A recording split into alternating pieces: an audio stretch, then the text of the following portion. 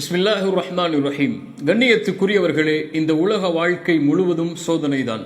இந்த உலகத்திலே எந்த ஒரு மனிதனும் நிரந்தரமான இன்பத்திலும் வாழ்ந்துவிட முடியாது, நிரந்தரமான துக்கத்திலும் வாழ்ந்துவிட முடியாது. குர்ஆன் சொல்லுகிறது, அல்லதி ஹலகல் மௌத வல் ஹயாத லியப்லுவக்கும், வாழ்வையும் மரணத்தையும் இறைவன் அமைத்ததன் நோக்கமே சோதிப்பதற்காகத்தான் என்று. இந்த உலக வாழ்க்கையில் இறைவன் புறத்திலிருந்து வரக்கூடிய சோதனைகள் ஒன்று, இறைவன் நமக்கு பாடமாக படிப்பினைக்காக கொடுக்கலாம். குர்ஆன் சொல்லுகிறது, வமா அஸாபக்கும் மின் முஸீபத்தின் ஃபபிமா கஸபத் ஐதீக்கும். குர்ஆன் சொல்லுகிறது, ظهرல் ஃபஸாது ஃபில் பர்ரி வல் பஹர் பிமா கஸபத் ஐதின் நாஸ். மனிதர்கள் செய்யக்கூடிய பாவங்களினால் தான் இறைவன் அவர்களுக்கு சோதனைகளை, வேதனைகளை தருகிறான் என்று. அல்லாஹ்வுடைய தூதர் ஸல்லல்லாஹு அலைஹி வஸல்லம் சொன்னார்கள், லம் தத்ஹரில் ஃபாஹிஷத்து ஃபி கௌமின் கத்து ஹத்தா யுஅலினு பிஹா இல்லா ஃபஷா ஃபிஹிமுத் தஊன். எந்த ஒரு சமூகத்தில் மானக்கேடான விஷயங்கள் வெளிப்படையாக பரவி விடுகிறதோ அல்லாஹ் அந்த சமூகத்திற்கு பரவக்கூடிய நோய்களை அனுப்புவான் என்று. கண்ணியத்துக்குரியவர்களே, ஒரு நியதி அதுதான். இந்த உலகத்திலே எந்த ஒரு மனிதனையும் அல்லது எந்த ஒரு சோதனையையும் இறைவன் இறக்குவதில்லை மனிதர்கள் செய்யக்கூடிய பாவங்களினாலே தவிர.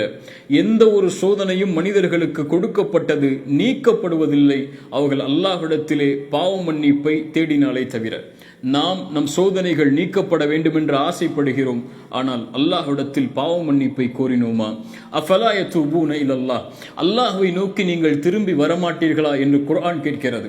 அல்லாஹ்வுடைய தூதர் ஸல்லல்லாஹு அலைஹி வஸல்லம் அவர்கள் சொன்னார்கள், ஒவ்வொரு நாளும் நான் 70 முறை அல்லாஹ்வை நோக்கி நான் திரும்புகிறேன் என்று.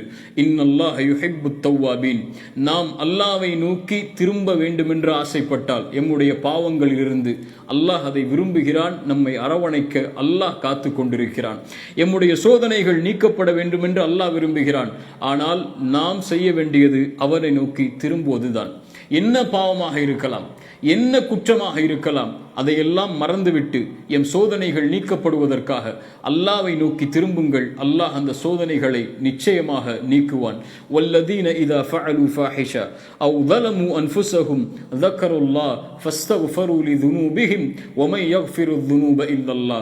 தனக்குத்தானே அனிதம் இழைத்து மானக்கேடான பாவங்களை செய்து அதற்கு பிறகு அல்லாஹ்வை நினைவு கூர்ந்து பாவ மன்னிப்பை கூறினால் அல்லாஹ்வை தவிர வேறு யார் அவர்களுடைய பாவங்களை மன்னிக்க முடியும் என்று குர்ஆன் கேட்கிறது. குல் யா இபாதியல்லதீன அஸ்ரஃபு அலா அன்ஃபுஸிஹிம், வரம்பு மீறி பாவம் செய்த என் அடியார்களே, லா தக்னது மிர் ரஹ்மத்தில்லாஹ், அல்லாஹ்வுடைய அருளில் ஒருபோதும் நிராசை அடைந்து விடாதீர்கள்.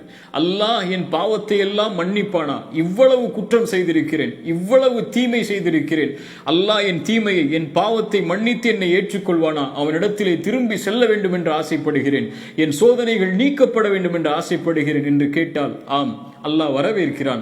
லா தக்னது மிர் ரஹ்மத்தில்லாஹ், அல்லாஹ்வுடைய அருளில் ஒருபோதும் நம்பிக்கை இழந்து விடாதே.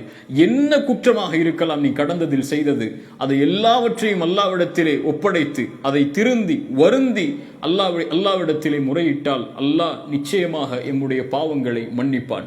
இந்த உலகம் சோதனையின் களம்தான். ஃபஇன்ன மஅல் உஸ்ரி யுஸ்ரா, இன்பம் வந்தால் துன்பம் வரும், துன்பம் வந்தால் இன்பம் வரும்.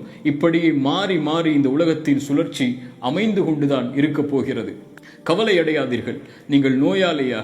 நீங்கள் இந்த உலகத்திலே செல்வத்தால் சோதிக்கப்பட்டிருக்கிறீர்களா? இந்த உலகத்திலே வேறு ஏதாவது வழியிலே இறைவன் உங்களை சோதித்துக் கொண்டே இருக்கிறானா? லா தஹ்சன், உங்களை இறைவன் ஒருபோதும் மறக்கவில்லை, உங்களை இறைவன் ஒருபோதும் கைவிடவில்லை. உங்களிடத்திலே அவன் விரும்புவதெல்லாம் பாவ மன்னிப்பை மட்டும்தான்.